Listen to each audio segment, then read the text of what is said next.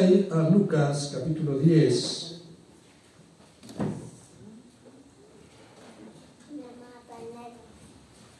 Lucas capítulo 10. Vamos a leer del verso 17 en adelante, unos versículos solamente.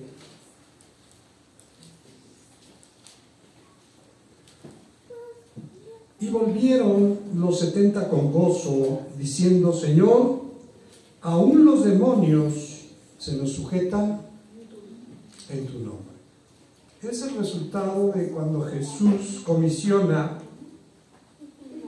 No solamente estaban los 12, sino que había otros que servían al Señor, entre ellos estos 70 que fueron enviados delante del Señor a toda aldea, a todo lugar donde el Señor habría de ir, de pasar. Pero Jesús les dio autoridad. Dice que ellos llegaron con gozo, diciendo: aún los demonios se nos sujetan en tu nombre. Y les dijo Jesús: yo veía a Satanás caer del cielo como un rayo. Esa caída de Satanás, hemos leído esta parte y hemos reflexionado en cuanto a los 70, en cuanto al poder que Jesús da para contrarrestar las fuerzas de las tinieblas. Pero estaba leyendo esta frase y me llamaba mucho la atención. Dice: yo veía a Satanás caer como un rayo. Vamos a ir a Apocalipsis capítulo 9.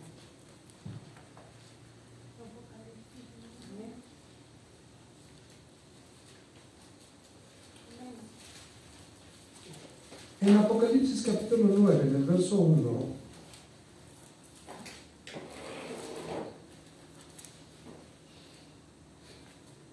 dice: el quinto ángel tocó la trompeta y vi una estrella que cayó del cielo a la tierra,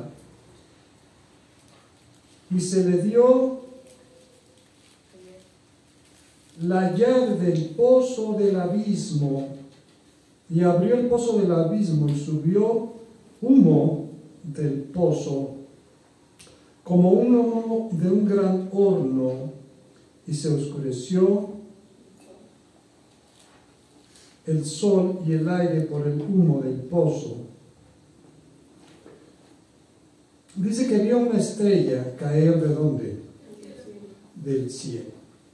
Y Jesús dice: yo veía a Satanás caer del cielo como un rayo.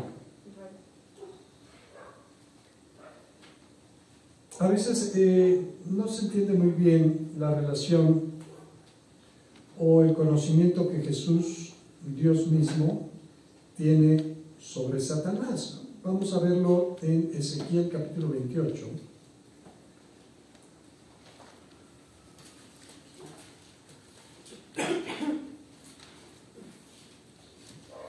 Versículo 12, Ezequiel 28, 12, dice: hijo de hombre, levanta endechas.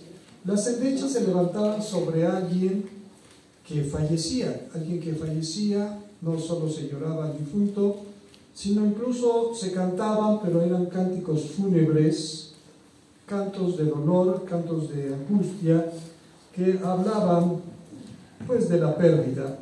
Pero decía: canta endechas, o sea, avísale al rey de Tiro que va a fallecer, y dile: así ha dicho Jehová el Señor. Este capítulo, estas palabras de Ezequiel, aunque están dirigidas al rey de Tiro, proféticamente nos están hablando, nos hablan de la condición de Satanás antes de caer del cielo.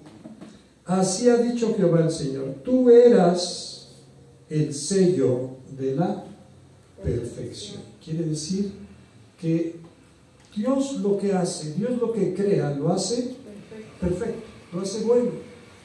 Perfecto en el sentido de completo, que no le falta nada.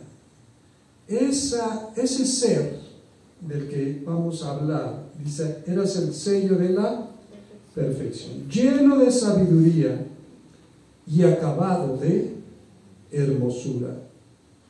En Edén, en el huerto de Dios, estuviste. Dice la Escritura que Dios hizo en la tierra, dice, formó la tierra estaba desordenada y vacía. Hay muchas interpretaciones sobre eso, no vamos a entrar en detalles, pero dice que Él le dio forma, fue creando, dice, con su palabra, creó las cosas, dice, produzca la tierra hierba verde y todo árbol que dé fruto. Bueno, fue ordenando todas las cosas. Y dice que ya que estaba creado la tierra, hizo un jardín, hizo un lugar especial y le llamó el Edén. Cuando se habla aquí del Edén, hay que entender que a veces Dios tiene un reflejo entre lo que hay en la tierra y lo que hay en el cielo. Cuando Dios le dijo a Moisés que hiciera el tabernáculo, dice, ten cuidado de hacerlo conforme al modelo que se te mostró. ¿Qué modelo era? Porque en el cielo hay un tabernáculo donde habita ¿quién? Dios. Y ese modelo en el cielo se iba a replicar ¿en dónde? Bueno, en el cielo había un lugar llamado Edén.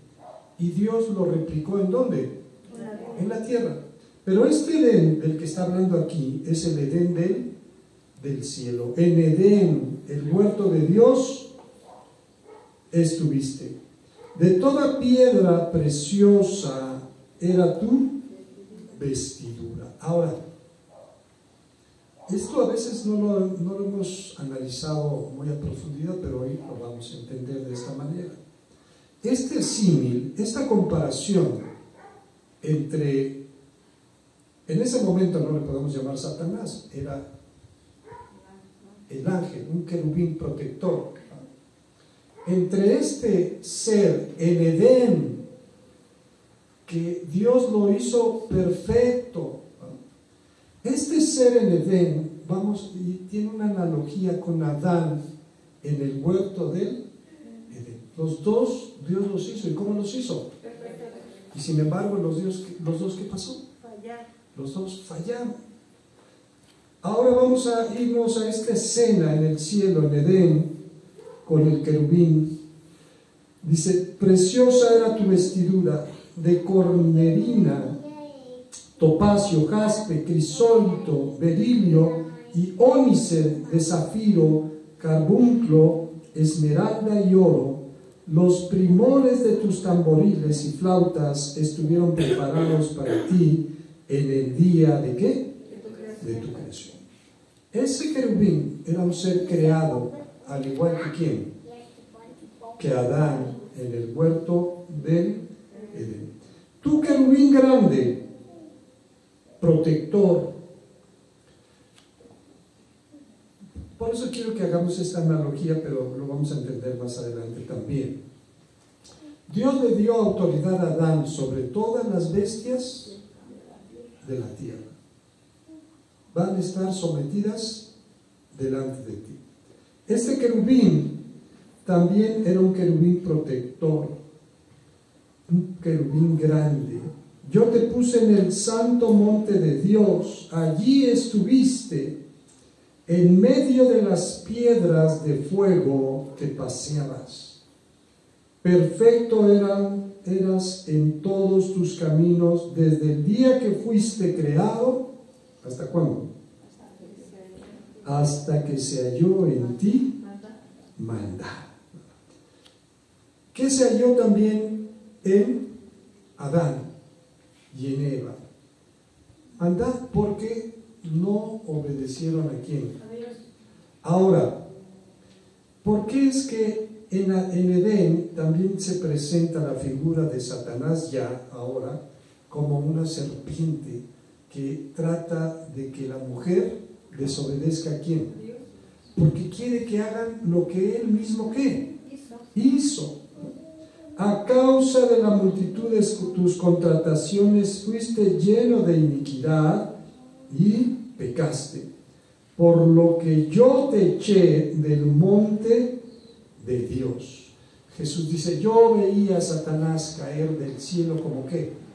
Como un rayo. Refiriéndose a este suceso que ocurrió ¿en dónde? En el cielo. Te eché del monte de Dios y te arrojé de entre las piedras de fuego, oh querubín protector. Se enalteció tu corazón a causa de tu hermosura. Corrompiste tu sabiduría a causa de tu esplendor. Yo te arrojaré por tierra, delante de los reyes te pondré para que miren en ti. Con la multitud de tus maldades y con la iniquidad de tus contrataciones profanaste tu santuario. Yo pues saqué fuego del medio de ti, el cual te consumió, y te puse en ceniza sobre la tierra a los ojos de todos los que te miran. Todos los que te conocieron de entre los pueblos se maravillarán sobre ti, espanto serás, y para siempre dejarás de ser. Una frase que decía el Señor también dice, se van a maravillar y van a decir, no era este el que trastornaba a quienes, a las naciones. Bueno, yo veía a Satanás caer como un rayo. Jesús estuvo en ese proceso de haber sido aquel ser, un querubín protector, a ser expulsado ¿de dónde? Del cielo y caer sobre la tierra. Pero, aunque la introducción de lo que estamos hablando se refiere a Satanás, y cómo Jesús lo menciona, que él lo vio, que él entendió ese proceso que él vivió, de que aunque era perfecto, se halló maldad en él. Ahora, todo esto es la introducción de este tema que vamos a ver. Cuando el cristiano pierde el camino, cuando el cristiano está tomado de la mano del Señor, cuando Dios es su fortaleza, es su gozo, su alegría, pero de momento empieza a perder su deleite en las cosas de Dios. Y poco a poco, ¿qué le pasa? No es de la noche a la mañana, poco a poco se va enfriando, ya no siente deseos de orar, ya le pesa venir a las reuniones, ya cuestiona incluso lo que se le habla de la palabra, ya su mente va divagando. Hay una frase que hablan allá en la costa, que dicen, ya está palapeando, quiere decir que ya anda mal, ya está a punto de perder el rumbo. Ahora usted y yo podremos decir o pensar, bueno, ¿estamos hablando de gente que conoce de Dios? Sí, no estamos hablando de gente que, si Satanás, que era un ser, un querubín protector, ¿qué hizo? Cayó. Si Adán, que Dios lo creó conforme a su imagen, conforme a ¿qué? No podrá pasarnos a nosotros. ¿Qué es lo que el Señor quiere hablar a nuestra vida de que tengamos cuidado? Cuando vamos perdiendo el rumbo, cuando vamos dejando que el mundo nos llame más la atención que las cosas de Dios. Es como cuando estaba pensando en esto, me venía a la mente algo que es muy duro. Cuando uno va manejando, vas manejando y de repente el que va adelante en carretera va zigzagueando, tú lo ves, no sabes si va enfermo, si va tomado, de repente se va a la derecha, de repente se va ¿a qué? A la izquierda, y uno en esos casos lo que uno pretende hacer es guardar distancia, no vaya a ser que o se frene, o se voltee, o le pase algo y eso repercuta en quién. Pero uno va atrás de él y lo va viendo que va zigzagueando, ¿no? Y de repente ese vehículo va directo a salirse del camino hacia el despeñadero y uno, por más que le pita, ¿qué va a pasar? ¿Se va a detener? Porque ya perdió el control. Así en la vida de muchos cristianos yo me he dado cuenta que tristemente es lo mismo. Ya lo ve uno que anda palapeando, ¿no? este hermano, esta hermana, mira, ya anda así, ya anda asado, por más que se le advierte, por más que se le dice, incluso Dios mismo le habla, pero pasa como cuando vimos aquel tema de la rebelión de los santos. ¿Cuál era la rebelión de los santos? Cuando en el desierto, una vez que Dios sacó al pueblo de Israel, dice que un grupo de principales, de gente noble del pueblo de Israel, se rebelaron en contra de ¿quién? De Moisés. Y le criticaron duramente y le dijeron: no nada más Dios te escogió a ti, nosotros, toda la nación, somos un pueblo santo. Y tenían razón, pero Dios había escogido ¿a quién? A Moisés para dirigir al pueblo. Y sin embargo ellos se llenaron de ira y de enojo y hablaron mal de Moisés. Incluso dice: mira, nos sacaste a perecer en este desierto, y no solamente eso, sino que imperiosamente por la fuerza haces tu voluntad. Y dice la escritura que Moisés era el hombre más manso. Y entonces Moisés ora a Dios y le dice: mira, Señor, no oigas ni aceptes su ofrenda, porque ni siquiera nada de ellos que he tomado.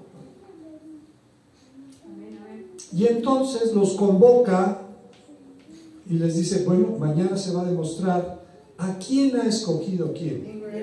Ustedes preparen sus inciensos, sus incensarios, o sea, el recipiente en el que se ofrecía el incienso.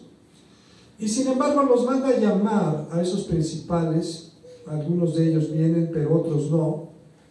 Y les manda a decir: estamos esperando por ustedes. Y ellos dicen: no vamos a ir. No nos importa lo que tú nos estás. ¿Cómo llega alguien a esa posición? No fue de la noche a la mañana. Ellos venían con todo el pueblo. Ellos vieron cómo el mar se abrió. Ellos pasaron por el fondo del mar como en tierra seca. Pero paulatinamente, poco a poco, su corazón ya no estaba con ¿quién? Con Dios. Leímos en semanas pasadas también cuando Jesús en la última cena declara que hay alguien en ese lugar, en ese cuarto, que lo va a entregar. ¿Cómo es que Judas lo traiciona? Dice: porque Satanás llenó su corazón. ¿Qué no Judas anduvo con ellos, con los 12? ¿Qué no Judas vio los milagros, oyó el sermón del monte? ¿Qué no Judas también vio a Jesús caminar sobre las aguas? ¿Cómo fue que Judas fue blanco de quién? De Satanás. Dice que Satanás vino a hurtar, a matar. Dice: cayó como un rayo. ¿De dónde? Él no quiere que el hombre esté con Dios. Él quiere que el hombre sufra la misma suerte que él sufrió en su rebelión. Por él es el padre de mentira y el que inspira la rebelión en contra de Dios. Jesús dijo: aquel a quien le dé el bocado de mi plato, ese es. Dice: en cuanto le dio el bocado a Judas, ¿qué pasó? Satanás entró en su corazón. Hay otro ejemplo interesante. Cuando Ananías y Zafira en la iglesia en Jerusalén, dice que todos estaban vendiendo sus propiedades y traían el dinero a los pies de los apóstoles para que se distribuyera entre todos a fin de que nadie tuviera necesidad.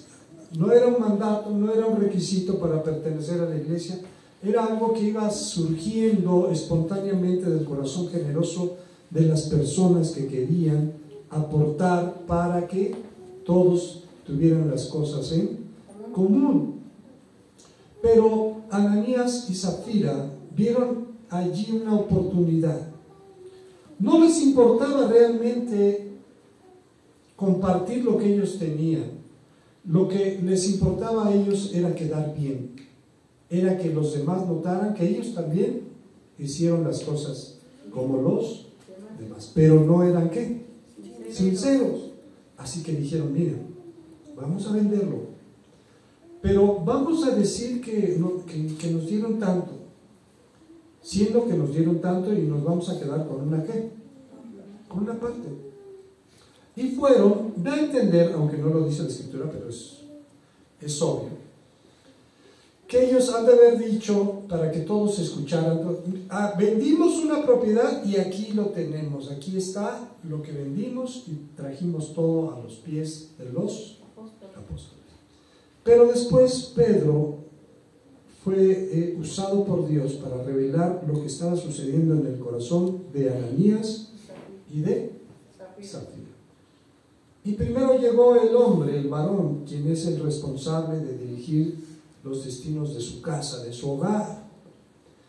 Y le pregunta a Pedro, ¿es verdad que en tanto vendisteis la heredad? Dice, sí, en tanto. Y Pedro le dice una frase muy interesante, ¿por qué llenó Satanás tu corazón? ¿Cómo llena Satanás el corazón de alguien que ya conoce a quién? A Dios. A Jesús. ¿Cómo lo llena? Con orgullo, con vanidad, con ira, con resentimiento. No es de la noche a la mañana, es un golpeteo que el enemigo está dando en nuestro corazón, en nuestra mente. De repente ya no sientes deseos de orar, ya no sientes deseos de reunirte, ya te pesa leer la palabra en tu casa. ¿Qué está ocurriendo? Esos son síntomas que te deben de llamar la atención y decir, algo está ¿qué? Algo me está pasando. Cuando Jesús llama la atención a la iglesia en Apocalipsis y le dice, tengo una cosa contra ti, que has dejado ¿qué? Tu primer amor. Ese proceso es como el carro que se va a ir al despeñadero. Tarde que ¿qué? Si no toma el control, si no se da cuenta que lo que está haciendo está ¿qué? Está mal, va a provocar su propia perdición. Así les digo, muchos cristianos han palapeado. De repente ya no se ven por aquí, ya no están en las oraciones, ya no están prontos a ayudar, ya algo hay en su corazón que se está enfermando. Es como un pequeño tumor. Un pequeño tumor en el cuerpo, si fuera pequeño y se quedara así, no pasaría ¿qué? Nada. ¿Qué pasa con esos tumores? ¿Van qué? Van creciendo. Van afectando todo el cuerpo hasta que ya no hay remedio. Así es el que desvaría su camino del camino del Señor. Por más advertencias que se le hace, Dios mismo habla de su pueblo y dice, traje a mi hijo de Egipto porque lo amé. Y también le dice al pueblo, dice, yo te amé no porque eras el pueblo más grande, no porque eras el más bueno, no porque eras no, te amé porque yo quise ¿qué? Amarte. Todo el día extendí mis brazos, ¿pero a quién? A un pueblo duro de cerviz. Mientras más me acercaba a ellos, ¿qué pasaba? Ellos se alejaban más de mí. Pero a veces en nuestra mente pensamos que eso solo le pasó al pueblo de Israel, que eso solo le pasó a Satanás. Pues qué mala suerte, mira, de ser el querubín protector ahora lo que te va a ocurrir. Que eso le pasó a Judas, que eso le pasó a aquellos rebeldes de Datán y Abiram en el desierto con Moisés. Pero tristemente eso le ha pasado ¿a quiénes? A muchos. Muchos que se han quedado en el camino. Algunos han tenido la dicha y la oportunidad de arrepentirse y regresar nuevamente al camino. Desgraciadamente muchos cayeron para nunca más volverse a levantar. Y también hay una sentencia en contra de ellos, pero es muy dura, porque dice, más te hubiera valido, ¿qué? No haber conocido la palabra, que habiéndola conocido, volverte atrás. Vamos a ir a Hebreos.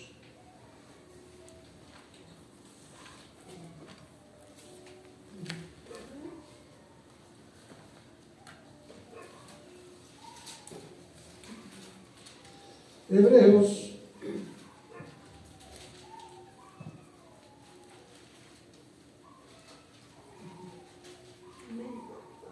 12. ¿Ya lo tenemos? Por tanto, nosotros también, teniendo en derredor nuestro tan grande nube, ¿de qué?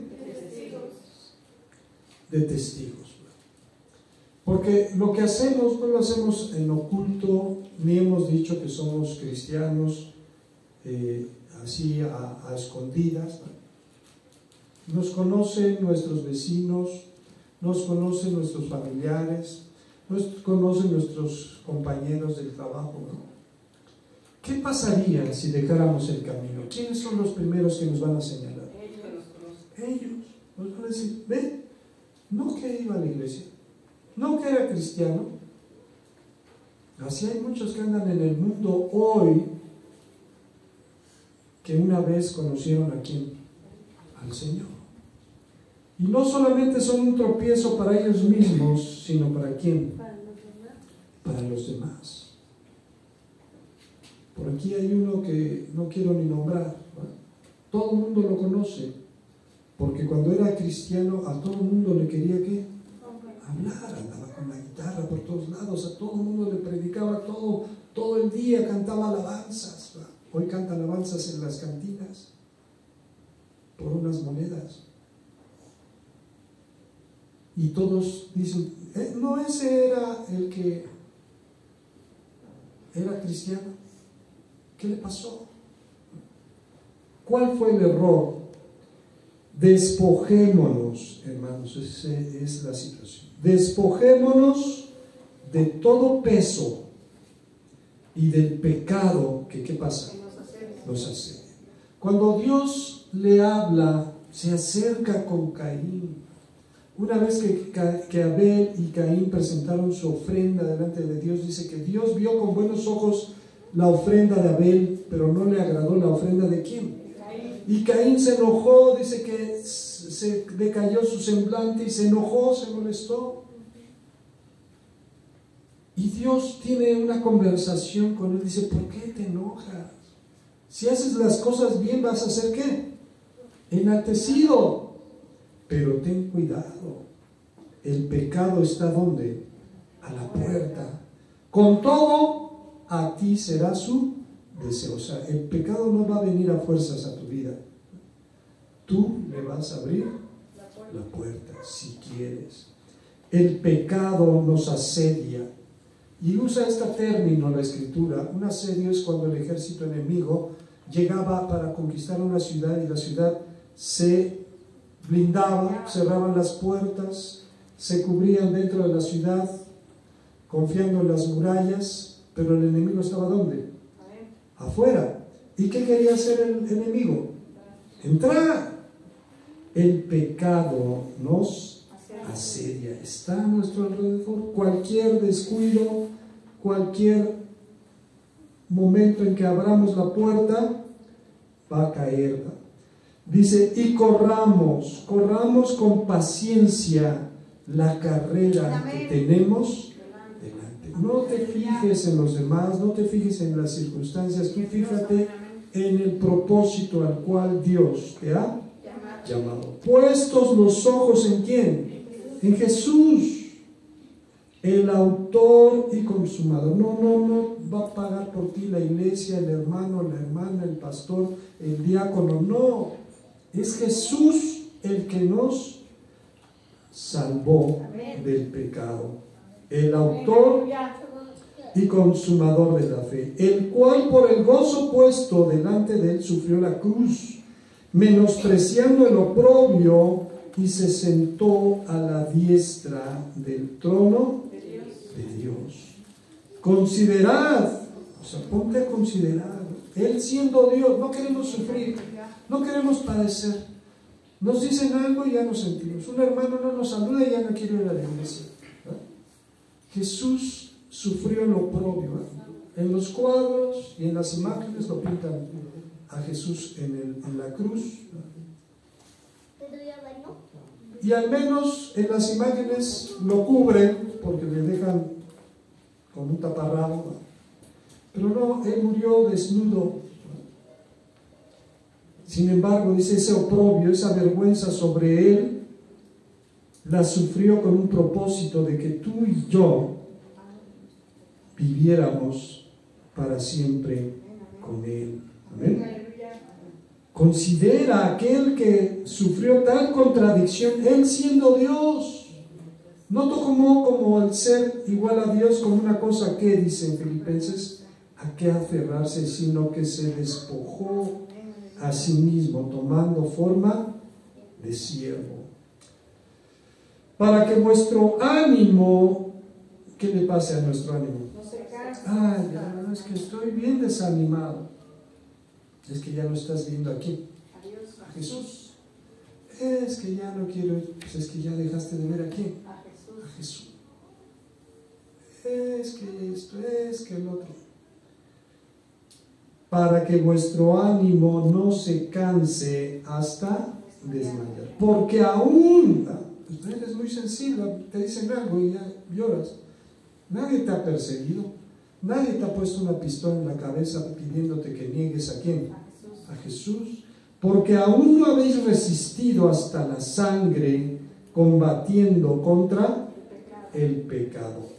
Y habéis olvidado la exhortación que como a hijos se os dirige diciendo: Hijo mío, no menosprecies la disciplina del Señor, ni desmayes cuando eres reprendido por Él, porque el Señor al que ama, ¿qué hace? Disciplina.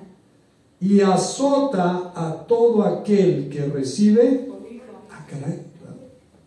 Porque tenemos una idea, allá en San Juan 1:12, dice que a los que le recibieron, a los que creen en su nombre, les dio poder de ser hechos.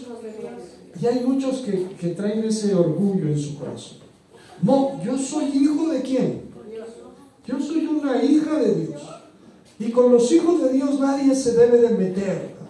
Lo decimos así como diciendo, no, yo soy algo muy especial porque yo soy hijo ¿de quién? De Dios. Pero nos olvidamos de esto. Dice, Dios, te recibe como hijo, ¿qué te va a hacer? Te va a azotar. Te va a azotar. ¿Y el azote dolerá o no dolerá? Va a doler. Pero va a ser para tu propio bien.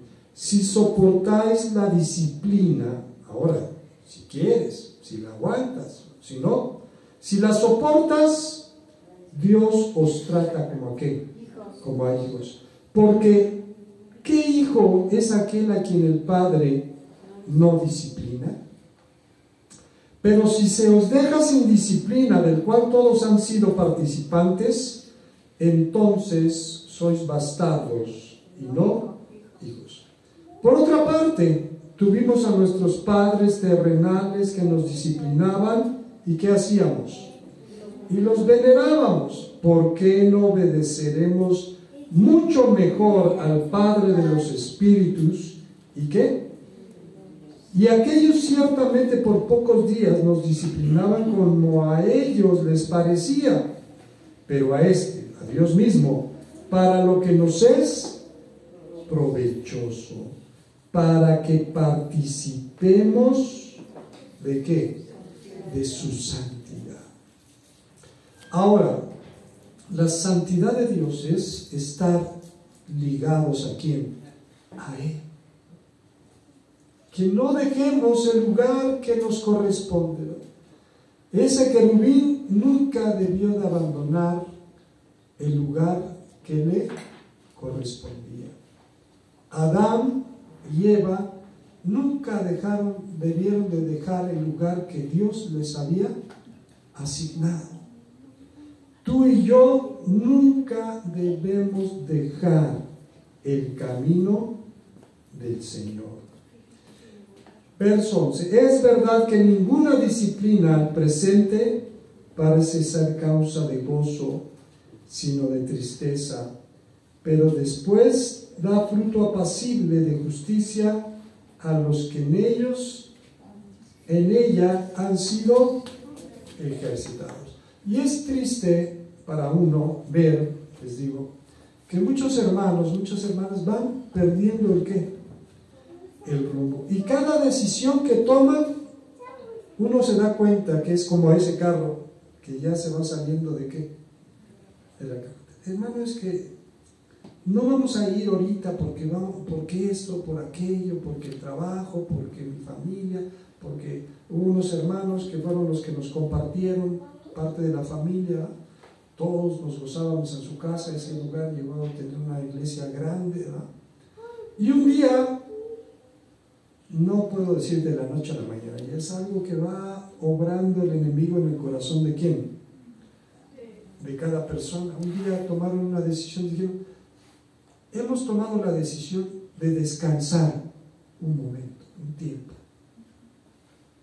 Casi nos dijeron: ya no vengan, nosotros ya no vamos a estar en el camino, pero un tiempo nada más, vamos a descansar.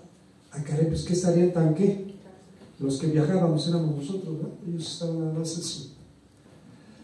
Pero ese fue el momento en que esa familia perdió el qué, el rumbo. Todo trae qué, consecuencias. Algunos todavía mantuvieron firmes, pocos, los menos, pero la mayoría nunca jamás se volvió a levantar en las cosas del Señor. Y como eso puedo platicar muchos otros ejemplos aquí cerquita también, de gente que de repente toma una decisión y él piensa que no va a pasar nada. No, ya no voy a venir por esto, es que mi trabajo, si es más importante tu trabajo que Dios, pues es que has dejado de ver a quién, a Jesús. Dejaste de poner tu vista en lo más importante. Terminemos con esto, hermanos. Hay que tener cuidado. Dice un dicho, y dice bien: no digas de esta agua ¿qué? No he de beber. Dice la Escritura que cuidemos con temor y temblor una salvación tan grande. No, a mí no me va a pasar. Otro dicho, ahora parece, como dice el dicho: en casa del jabonero, el que no cae. Tomémonos, por eso una y otra vez el Señor nos ha dicho, a través de su palabra profética, nos ha dicho: tómate de mi mano. No voltees a izquierda y a derecha. No te confíes. No, ya voy saliendo de mi situación, yo creo que ya la libré. No te confíes. No te sueltes de las manos del Señor. Dice la Escritura: séme fiel. ¿Hasta dónde? Séme fiel hasta la muerte. No vaya a ser que unos momentos antes, unos años antes, digas: no, voy a tomar un tiempo. ¿Un tiempo de qué? De descanso. Porque el que piensa así, dice la Escritura, no entrará en mi reposo. No vaya a pasar como el pueblo allá en Meriba: si oyeres hoy su voz, no endurezcáis vuestros corazones como en Meriba, cuando me tentaron vuestros padres. ¿Y qué les pasó? Quedaron sus cuerpos ¿en dónde? En el desierto. Que el Señor nos bendiga.